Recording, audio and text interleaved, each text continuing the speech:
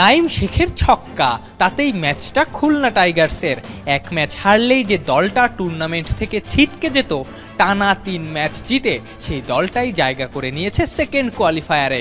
উল্টো দিকে টানা 8 ম্যাচ জিতে শুরু করা রংপুর টানা 5 ম্যাচ হেরে বাদ। রংপুর রাইডার্সের কেন এই ব্যর্থতা?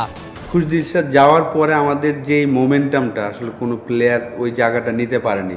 আমাদের লোকাল প্লেয়াররা যেভাবে আশা করেছিলাম শুরুতে যেভাবে খেলেছিলেন, শেষের 5টা ম্যাচে আমাদের কোনো লোকাল প্লেয়ার ওইভাবে ভালো খেলতে পারেনি। টানা 8 ম্যাচ জেতার পর দিন 5 একটা ব্রেক পেয়েছিল রংপুর। দিন 2 বিশ্রাম, রংপুরে উড়ে যাওয়া। সেখানেই গ্লোবাল সুপার লিগ জেতা দলটা মোমেন্টাম হারালো। রাজশাহীর সাথে যেভাবে হেরেছি, তারপর থেকে আসলে টানা 5টা ম্যাচ হারলাম। এটা সবার জন্য আসলে হতাশাজনক, আমাদের পুরো টিমের জন্য এবং যারা রংপুর রাইডার্সের ফ্যান সবার জন্য আসলে হতাশাজনক। এটা কেউই আশা করেনি, কিন্তু এটাই আসলে ক্রিকেট। আপনি যখন একবার মোমেন্টাম হারাবেন তখন আসলে ফিরে পাওয়াটা ডিফিকাল্ট। পার্থক্যটা গড়ে গিয়েছে দুই দলের তরুণ ক্রিকেটারদের পারফরমেন্সেও। খুলনার তরুণ ক্রিকেটারদের টুর্নামেন্ট জুড়ে অসাধারণ ছন্দে, সেখানেই ব্যর্থ সাইফুদ্দিনরা।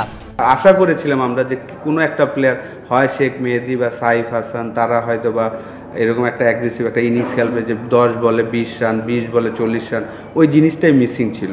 অবশ্যই দেখেন আমাদের টিমের লোকাল যারা আছে সবাই আলহামদুলিল্লাহ, বিশেষ করে ব্যাটসম্যানরা খুবই ভালো ব্যাটিং করতেছে। এমনকি বাইরে যারা বেঞ্চে বসে আছে ওরাও ক্যাপেবল যে 11-এ খেলার জন্য, বাট আমাদের কম্বিনেশনের জন্য আমরা খেলাইতে পারতেছি না আর কি। বাট সবচাইতে ভালো দিক হচ্ছে আমাদের টিম মর্নিংটা খুব ভালো, খেলি না খেলি আমরা সবাই এক আছি। এই নিয়ে টানা 3 আসরে প্লে অফ থেকে ছিটকে গেল রংপুর রাইডার্স। অন্যদিকে 2 মৌসুম পর প্লে অফে জায়গা করে নিয়ে এবার সেকেন্ড কোয়ালিফায়ার খেলবে খুলনা টাইগার্স। আফনান পিয়াল, যমুনা স্পোর্টস, ঢাকা।